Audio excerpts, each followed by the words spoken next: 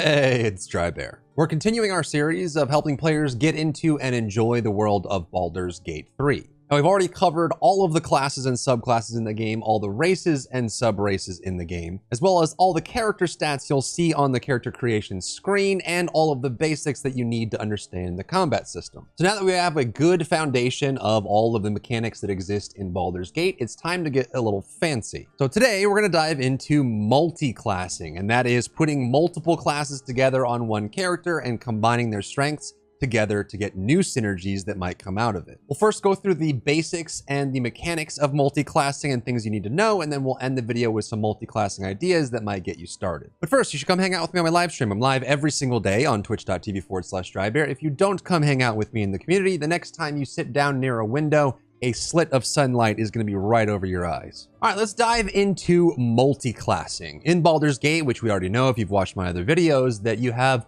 tons of classes to choose from, and each of those classes has subclasses that you can pick from as well. But it doesn't stop there. You're able to allocate your class points however you want, including into other classes, making one class or one character a wider and more versatile set of character classes. But there's a lot to know about this system so you understand how to use it, because this could be used to great benefit to make your character much stronger than any of the base classes, but it could also be used poorly to make your character much weaker than a lot of the base classes. So you want to know what you're doing if you're going to go into the advanced world of multiclassing. So first, let's understand how the leveling system works and how you might manipulate it to your benefit. For new players and beginners, I recommend sticking with one class and taking it all the way. So what does that look like? You'll be leveling as you go through the story, leveling up and gaining experience. And as you do, when you gain a new level, you'll be able to be given a class point, which is something that you can spend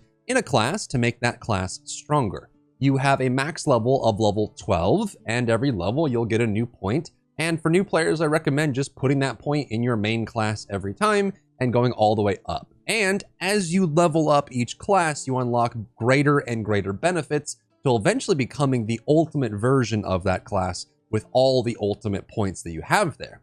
So that begs the question, Drybear, why would I ever want to deviate from getting the ultimate benefit of a class and instead put my points into a secondary class? And the reason is most classes, if not all classes in Baldur's Gate 3, are front-loaded, meaning that the majority of their class identity and functionality is loaded at the very bottom end of the leveling progression, which means that you can put 1 or 2 or 3 points into a class and gain a significant portion of how that class functions and add that to your current class to gain even more benefits. Now, one of the reasons why I don't recommend this for beginners is because sometimes this puts you in some really awkward states. Some classes don't really come online until they're level 3 or 4, and if you start doing one here and one there, you won't really gain the main benefit from those class. And a lot of times with multiclassing, you can go through awkward transitions where you haven't really realized your full power yet until maybe level 8 or level 9, and it might take a while to get there, which means along the way you don't feel as good. And so you want to know what your path is if you're going down the road of multiclassing. And since you have a limited allotment of class points that you get when you level up, that means every time you put a point into a class that isn't your primary class, you are then removing the ability to get to the highest echelon of that class. And you want to know that you're getting a benefit that's worth sacrificing those last ability score adjustments or those last feats that you would get for pushing your main class all the way. Another thing to note is there are limitations that we don't yet know exactly how they're going to work. There could be some homebrew rules that come out with the full release of Baldur's Gate 3 that might put even more limitations on this. And usually, depending on who your DM is and how they want their campaign to go, there'll be more or less restrictions on how you multiclass. But what we can expect, and what is probably a reasonable expectation for Baldur's Gate 3, is that they will have restrictions for multiclassing similar to what they did in early access. Things like when you have a primary class and you add a secondary class to it, you only get some of the proficiencies that come with that second class. Usually their base armor type and one of their weapon types and some of their proficiencies. It's not like a full one-to-one addition where you can run with a fighter and wizard and you put all of the proficiencies and values together to make a super class. Your base class is going to be your primary, and then you add some of the proficiencies and values from the additional classes. So you want to know what those some are, and we're not exactly sure what those are going to be just yet. Additionally, every class in D&D at least has a minimum required stat, which means that if you're below this required stat, you can't multi-class into it. Again, they could do away with this and allow you to have any class that you want. And by the way, there's also no restriction on how many classes you multi-class. There's actually an achievement in Baldur's Gate 3 that is for getting all 12 classes subclass to level 1, which means that you level up and every level you multi-class and put a point into a new class all the way to level 12, and then you have all 12 classes at level 1. There's an achievement for that, so we know it's definitely possible. But it's important to know that the base class, the class that you start with, does matter, because the main proficiencies and the saving throws and all of the benefits you have for that class are all going to be true to form. Whereas when you start adding additional classes, the saving throws may not come over, half or more of the proficiencies may not come over, and you may not get all of the benefits. And also keep in mind that some things don't stack. This is pretty normal. So if you have like a fighter and barbarian and they both have an attack bonus, usually attack bonuses don't stack. If there's an armor class bonus, which is a defense bonus, usually those don't stack. So you can't add together all of the class identity bonuses and make a super class that's actually just better than every class in the game. But those are the restrictions and the cautionary tales around multi-classing. But that's not the end of the story, because there are some very intelligent uses of some of the early ability points you can get and ability factors you can get for each class that, when added to another class, creates a crazy powerful combination that might make your playthrough even better than what you thought was possible. And another note is you do want to focus on combining classes generally that share similar stats, right? So that's why a lot of the combos we'll talk about at the end of this video that go over very powerful combinations usually will benefit from the same stat, so that when you increase that stat, they both are able to benefit from it, rather than having a very widespread set of stats that may be difficult to scale because you're limited in how you distribute those ability points. And another thing to think about is that you actually get every 4 levels or so a checkpoint for your class, and it's 4, 8, 12. In general, there are some exceptions like fighter or rogue, but in general, those are your checkpoints for each class. And what happens when you get to 4, 8, and 12 is that you will get what's called an ability score improvement. And what this means is that at this checkpoint for your class, you get the choice of either adding to your ability score total, making your stats better, or you can choose a special feat related to that class, which could be an insane passive or some kind of power increase that would be huge, which means that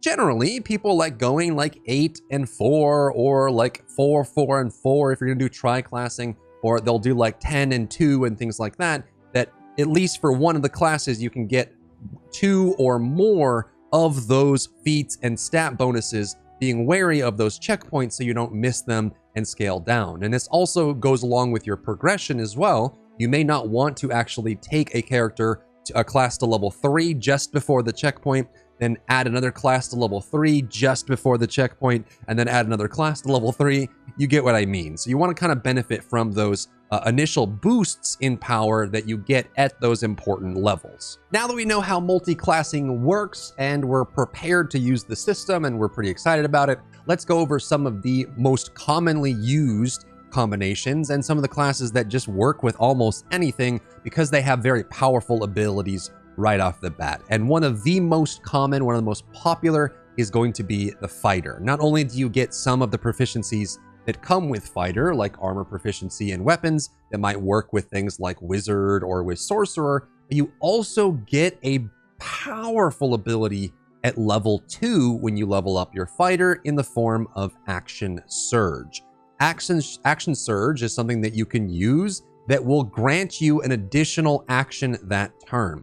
And every class benefits from having actions. It's almost like taking 2 turns at the same time, which you can think about the benefits of that for any class in the game. So it is pretty common that people like to go to level 10 with their main class and then get 2 levels in fighter so they can get action surge and they can double up their actions when they really need to. Some other common options are warlock, because they gain access to the cantrip Eldritch Blast, which is excellent for casters. It gives them a free use level 0 spell that they can use as much as they want, almost like a weapon, which makes most casters feel better. You can also work in things like Cleric or Druid, which give you an option to go into support abilities. You can get Healing Word, which is one of the best healing spells in the game. You can heal anyone, you can get people up when they're in the down state. It's super useful, and same thing goes for Druid. And some of the classes also are able to select their subclass at level 1, like Cleric, which means that even just putting a single point multi-class into Cleric means that you gain access to their subclass as well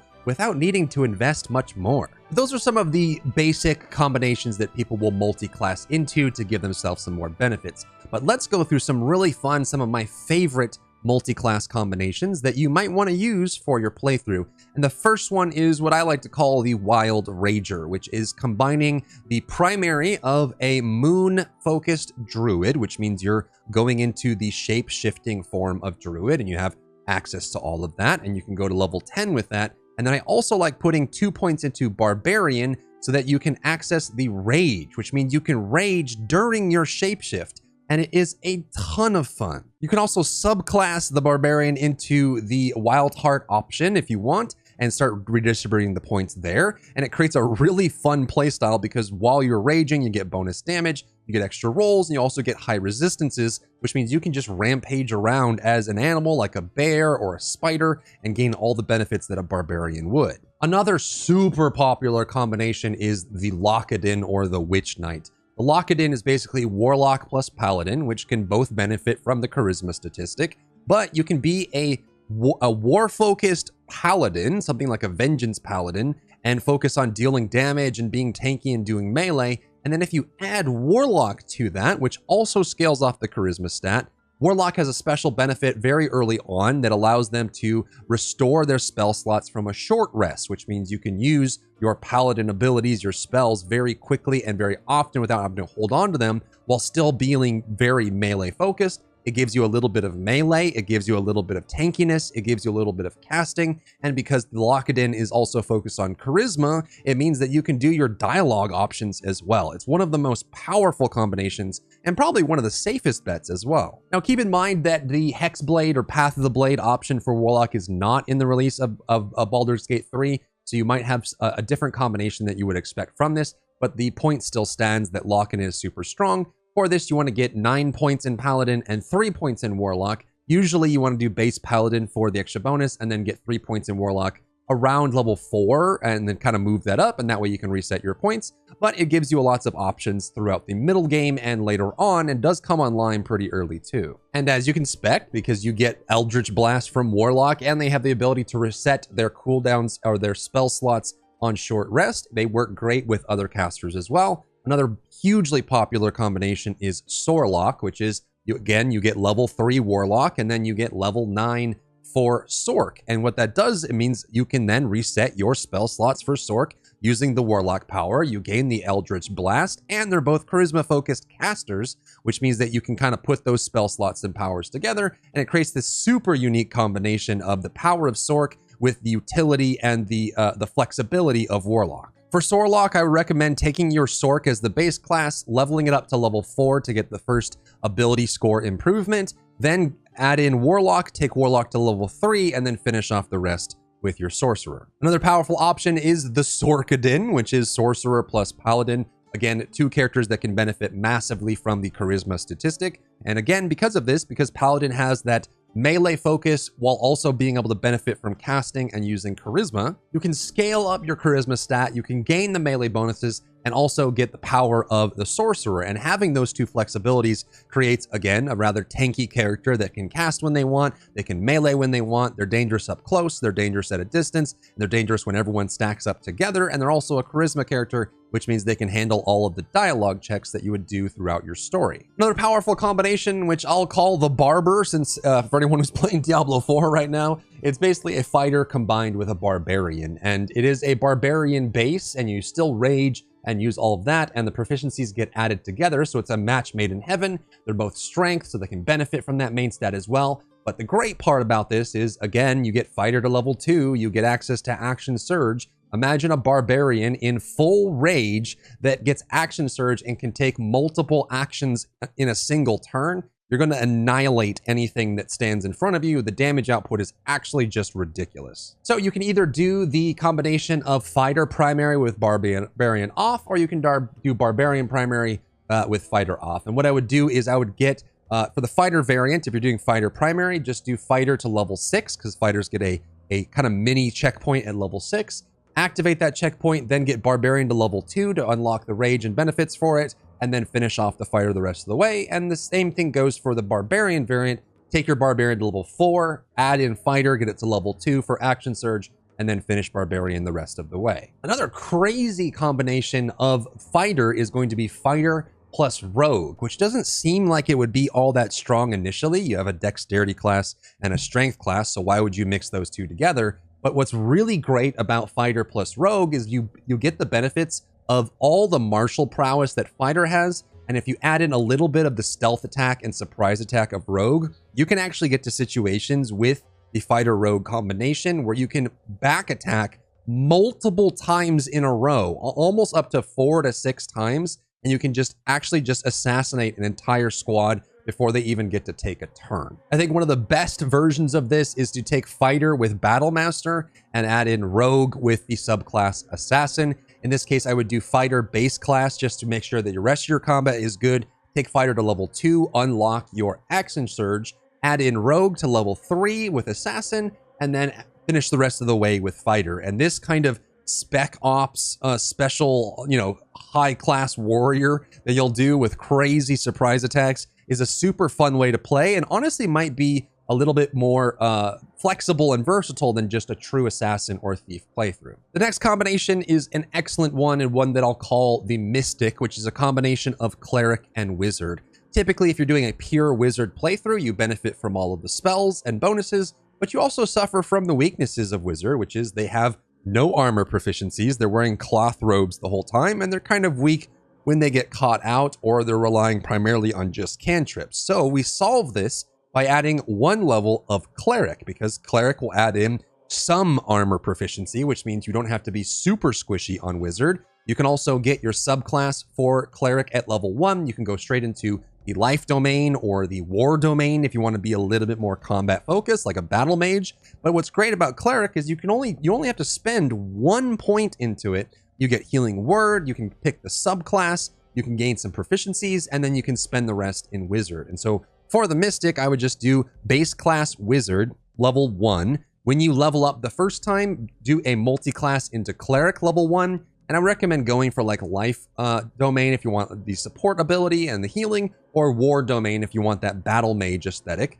And then from that point on, just put the rest of the points into wizard. You only get 11. You won't get that last unlock of checkpoint, but you'll still get a lot of flexibility in combat, and you'll still be playing a wizard, which I think is pretty cool. And the last multi-class idea I'll leave you with is going to be the super support. It's ridiculous what this class can do, and that is going to be cleric plus bard.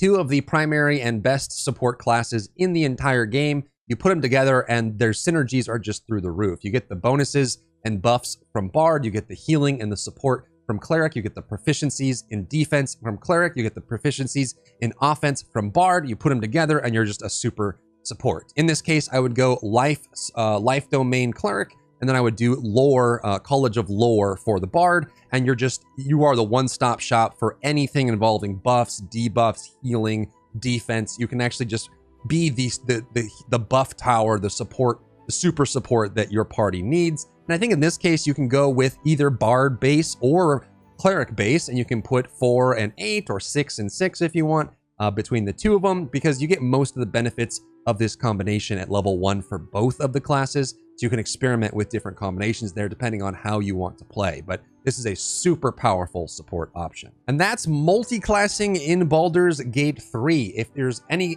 curiosity, if you guys want me to break out some of the multi-class ideas into full videos with build guides, let me know in the comments. I'd be happy to do that for you and help you understand some of those, or just go through a full build guide on how those actually work. If you found value in the video, leave a like down below, leave a comment for the algorithm to help this video get seen by more people, And of course, I'll see you on my live stream. If you enjoyed yourself today, leave a like down below. You can support me and my work on Patreon and view Patreon exclusive content, link in the description.